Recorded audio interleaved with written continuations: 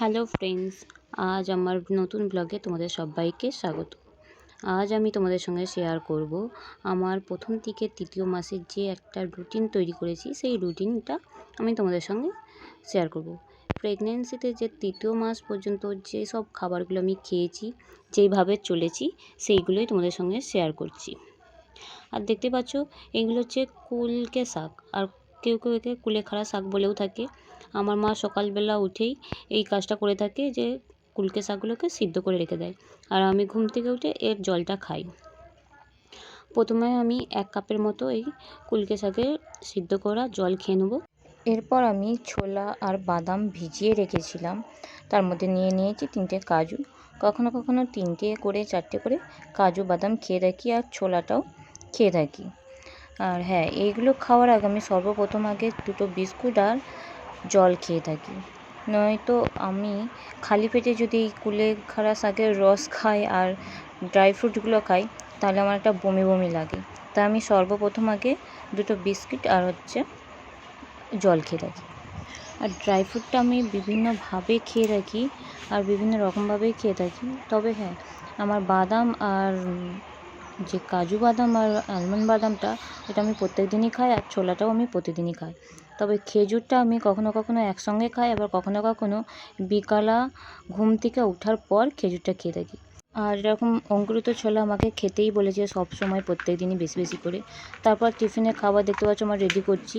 আলু সিদ্ধ, শসা, পেঁয়াজ দিয়ে একটা টিফিনের খাবার রেডি করে নিয়েছি আজকের মতো।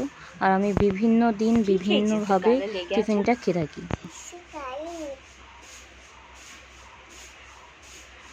দেখো খাচ্ছিলাম, এসে পড়েছে ওদের একটা পুচকুটা ঘন্টু।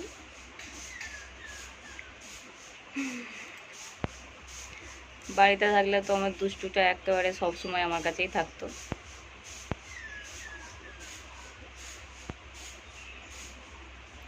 আর এখানে এদের আমাদের এই যে ঘন্টুটা সবসময় চোখে পান পান। একদিন ইচ্ছা করলে আমি টোস্টও খেয়ে থাকি, ডিম টোস্ট। তারপর আমি এটাকে বানিয়ে নিই কীভাবে, ময়দা আর বেসন দিয়ে। তারপরে ওইটা খাওয়ার এক দিন পর এক দিন খিচুড়িও আমি খাই। খিচুড়িটা খাওয়া বেশ ভালোই লাগে, আর খেতেও খুব ভালো লাগে। খিচুড়িটা আমি ঠিক এইভাবেই বানিয়ে নিই, তোমরা দেখে নাও। আমি খিচুড়িটা এইভাবে বানিয়ে নিই, তারপরে প্রায় মাঝে মাঝে আমি খিচুড়িটা করে খেতে থাকি। হলুদ, লঙ্কা, সয়াবিন আর আলু দিয়ে কিছু কিছু দিন তো আমি বিনস দিই, আবার গাজরও, বিট অল্প করে দিয়ে থাকি। আর ডিমটা আমি একসঙ্গে খেতে পারি না, আমি সকালের দিকে ধীরে ধীরে অল্প অল্প করে খেয়ে থাকি। খিচুড়িটা আগে খেয়ে তারপরে কিছুক্ষণ পর ডিম খাই। আমি সমস্ত কিছুটা টাইম গ্যাপ দিয়ে খেয়ে থাকি, একসঙ্গে আমি খেতে পারি না। এরপর টিফিন হয়ে গেলে তার 1-1.5 ঘন্টা পর আমি ফল খেয়ে নিই। ভাত খাওয়ার আগেই ফল 1টা 2টো করে খেয়ে থাকি, কারণ ভাত খাওয়ার পর একটুকু ফল খেতে ইচ্ছা করে না। তাই আমি লেবুটা ডেলি খেয়ে থাকি, আর পেয়ারাটাও মাঝে সাঝে খাই। ভাতের সঙ্গে একটা সবজি, আর প্রত্যেক দিন তো ডাল আছে, আর লেবুটাও খাই। লেবুটাও আমি কখনো কখনো ভাত খাওয়ার পর জল দিয়ে একটা করে লেবু খেয়ে থাকি।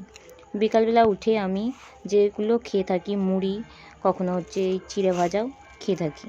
আর খেজুরটা আমি বিকালবেলা বেশি খাই, সকালবেলার থেকে আমি বিকালে ঘুম থেকে উঠে কয়েকটা খেজুর খাই। তারপরে সন্ধ্যের দিকে তো দেখতেই পাচ্ছ আমি দুধ নিয়ে বসে পড়েছি, কারণ আমি রাত্রেবেলায় একটুকু দুধ খেতে পারি না। খাওয়ার পর তো রাত্রে দুধ খাওয়াই যায় না, পেটটা একটু ভালো থাকে, আর অনেকক্ষণ পর দুধ খেয়ে আধ ঘন্টা তো বসে থাকতে হয়। এরপর আমি রাতের ডিনারটা সেরে ফেলি। রুটি থাকলে রুটি, ভাত থাকলে ভাত, আর সবজি খেয়ে থাকি। আর কখন কি খাওয়া উচিত তোমরা জেনে থাকলে অবশ্যই একটু কমেন্ট করে বলে দিও। ভিডিওটা কেমন লাগলো সেটাও অবশ্যই কমেন্ট করে জানিয়ে দিও।